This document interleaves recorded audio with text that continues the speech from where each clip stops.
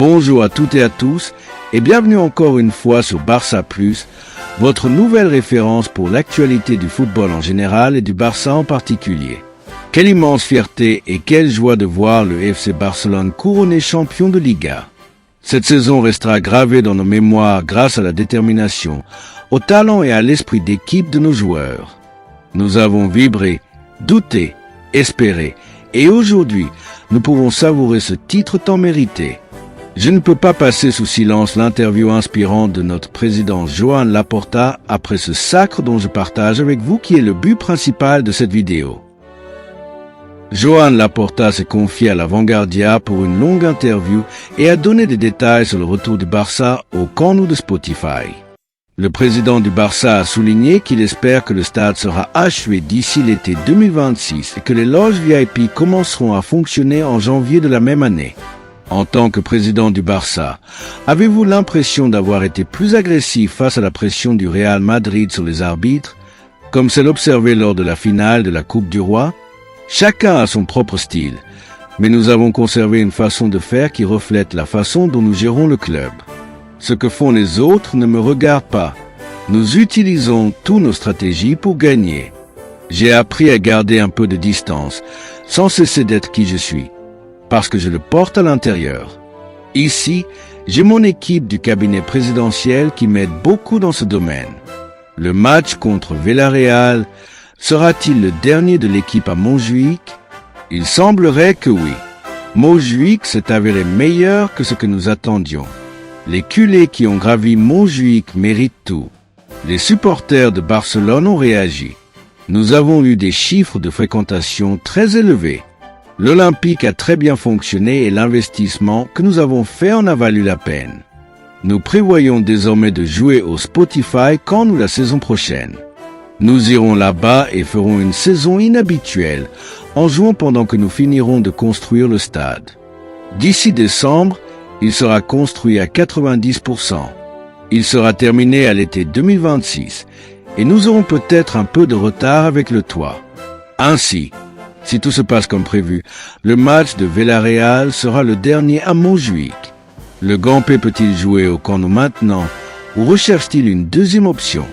Ils veulent jouer au Camp Nou. C'est ce que nous aimerions. Mais j'aimerais aussi terminer le stade le plus tôt possible et plus nous aurons de temps pour la construction et moins de temps pour les matchs, plus vite nous pourrons aller. Pouvez-vous expliquer à quoi ressemblera le retour au Camp Nou? Est-ce que ce sera progressif? Est-ce qu'il y aura des cellulaires?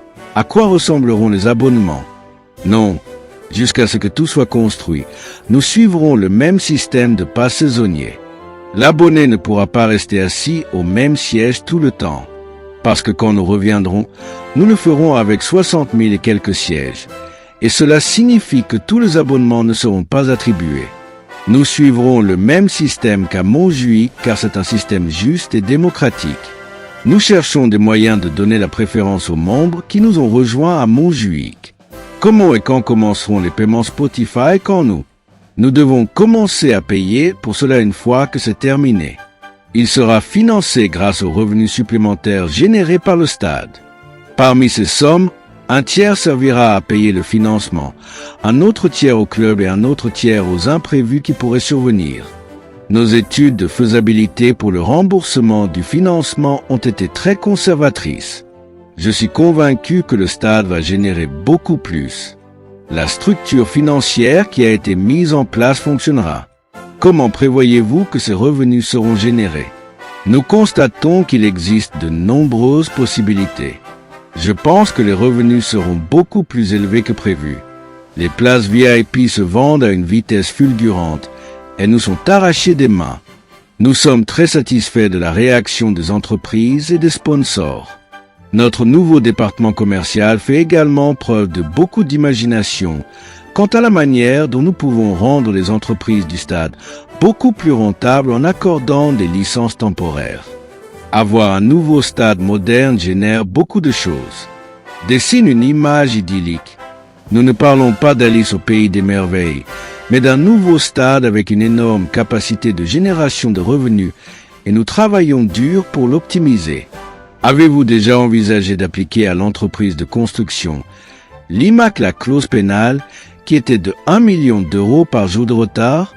Voyons voir, nous avons le contrat tel que nous l'avons. Nous avons une bonne entente avec l'IMAC.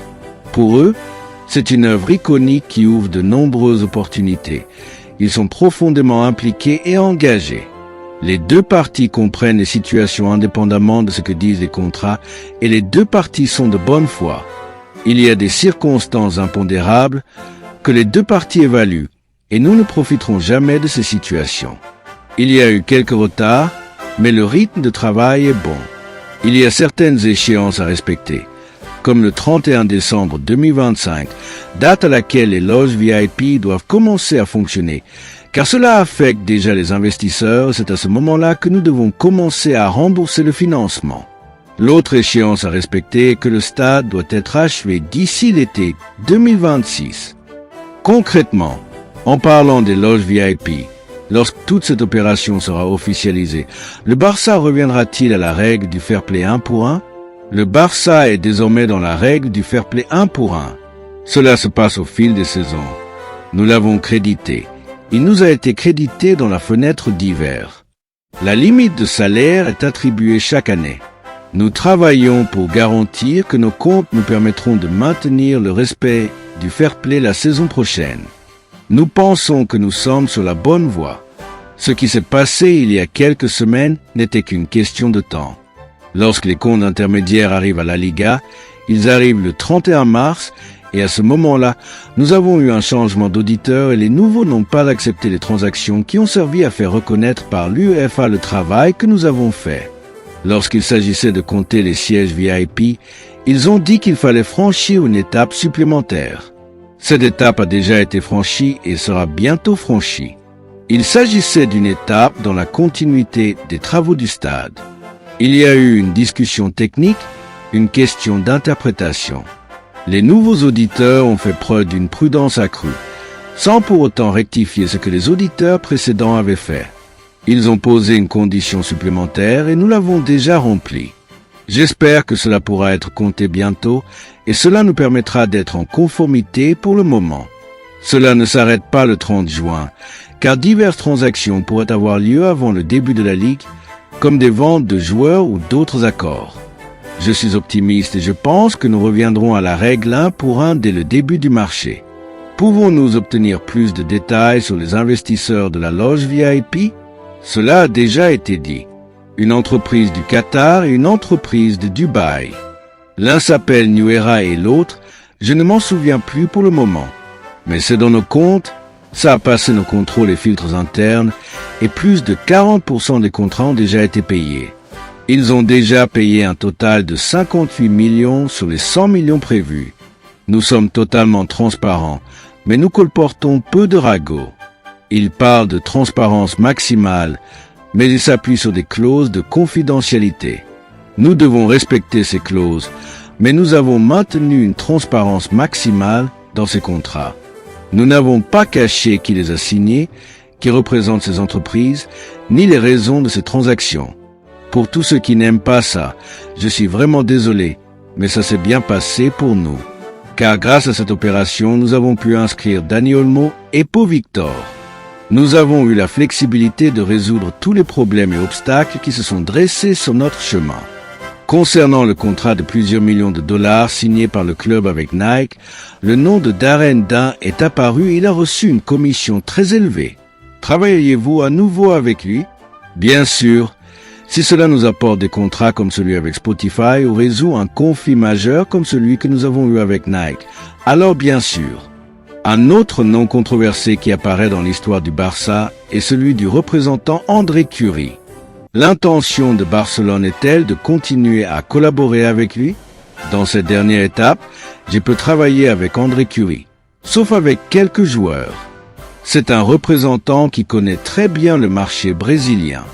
Il y en a d'autres, pas seulement Curie, avec lesquels nous avons eu un conflit à un moment donné et avec lesquels nous avons ensuite convenu d'autres opérations.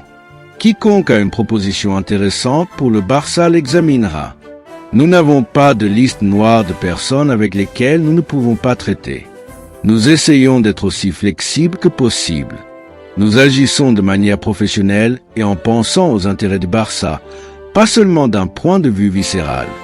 Concernant la gestion, une dernière préoccupation. Les auditeurs ont déclaré que la valeur des Barça Studios était bien inférieure à ce que vous affirmiez. De nouveaux investisseurs ont-ils été trouvés pour ce secteur d'activité? Oui, il y en a. Une fusion par absorption de Bridgebur a eu lieu. Barça Production a absorbé cette société.